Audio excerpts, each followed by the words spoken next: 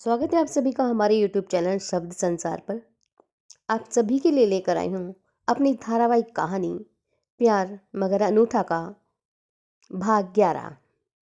बाकी के 10 भाग आप मेरे YouTube चैनल पर जाकर सुन सकते हैं। तो सुनिएगा।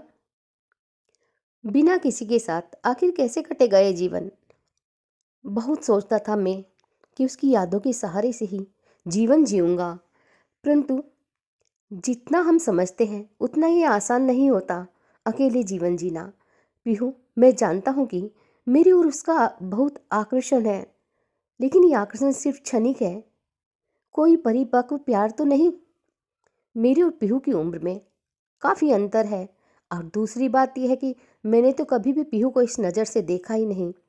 दुख मुझे भी हुआ कि पीहू के जन्मदिन की पार्टी में मैंने उसे इग्नोर कर दिया और उसके प्यार के प्रस्ताव को अस्वीकार किया, और प्रपोज करना चाहती थी वो मुझे। उसका मेरे प्रति व्यवहार देखकर ही मैं समझ गया था। हाँ, यदि मुझे तनिक भी एहसास होता इस बात का कि पीहू आज ऐसा कुछ करना चाहती है, तो मैं कोई भी बहाना बनाकर जाना ही कैंसिल कर देता उसके जन्मदिन की पार्टी में। मगर मैं खुद नहीं जान पाया कि उसके मन में मुझे लेकर आखिर क्या खिचड़ी पक रही है। सुबह उससे मिलकर पीहू को समझाता हूँ कि वो अभी अपनी प्रैक्टिस व कैरियर पर ध्यान दे। उसके लिए लड़कों की कमी है क्या? कोई ना कोई अच्छा डॉक्टर लड़का मिल ही जाएगा। साहब, खाना लगा दिया है। रामू की आवाज़ सुनकर अजय डाइनिंग टेबल की तरफ चल दिए। खाना खाकर आज तो डॉक्टर अजय को बिस्तर पर पड़ते ही निंदिया रानी ने अपनी बाहों में भर लिया। रामू काका भी डाइनिंग टेबल से बर्तन उठाकर रखे और अपना काम निपटाकर सोने के लिए चल दिए। सुबह सुबह रामू की आवाज़ डॉक्टर अजय को एक अपनेपन का एहसास करा ही देती थी। जैसे घर की स्त्री नहा धोकर पूजा पाठ करके रसोई घर में काम करते हैं, बिल्कुल वैसे ही दिनचर्या थी रामू काका की। डॉक्टर अजय के कानों में रामू काका द्वारा सुबह सवेरे गाए भजन की आवाज़ पड़ते ही डॉक्टर अजय जाग जाया करते थे। आज भी गोविंद बोलो हरि गोपाल बोलो, राधा रमन हरि गोपाल बोलो भजन गाते हुए रामू काका डॉक्टर अजय के कमरे के बाहर की सफाई करने लगे तो डॉक्टर अजय की आंखें खुल गई और वो कहने लगे, काका नाश्ता तैयार कर दीजिए, आज थोड़ा जल्दी निकलना है मुझे। जी डॉक्टर बेटा, आज नाश्ते में बेसन का हलवा बना रहा हूँ, आप कहें तो थोड़ी गर्म पूड़ी भी बना देता हूँ। हाँ काका, बना दीजिए जो भी तुम्हारा मन करे।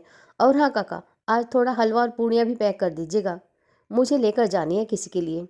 किसी शब्द सुनकर रामू का मन अंदर से मुस्कुरा उठा। वो सोचने लगा, किसी के लिए? लगता है साहब के जीवन में किसी का शुभागमन हो गया है। चलो अच्छा है, जब से सुरेखा बहू जी नहीं रही साहब तो बहुत ही अकेले पड़ गए हैं। अब मैं ठहरा इस घर का नौकर तो आखिर कुछ कह भी नहीं सकता। ये बात अलग है कि साहब मुझे अपनों जैसा मान देते हैं इस घर में, और सुरेखा बहू जी तो बिल्कुल पिता के जैसा ही समझती थी मुझे। ना जाने कितनी बार छुट्टियों के दिन अपने हाथों से गरम गरम खाना जीत करके खिला दिया करती थी। सुरेखा बहू जी के आने से घर में रौनक आ गई थी।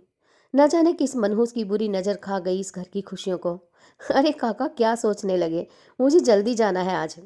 चलो मैं तब तक तैयार होकर आता हूँ, तब तक तुम नाश्ता और पैकिंग तैयार कर दो। जी जी जी साहब। डॉक्टर अजय ने नाश्ता किया और पैक किया हलवा और पूड़ी गाड़ी में रखने को कहकर अपने कमरे में चले गए। रामू ने देखा कि डॉक्टर अजय सुरेखा की फ़ोटो के सामने खड़े हैं। उनकी आंखें नम हैं और वो खुद से ही बड़बड़ा रहे हैं। अच्छा, चलता हूँ सुरेखा, मिलते हैं शाम को।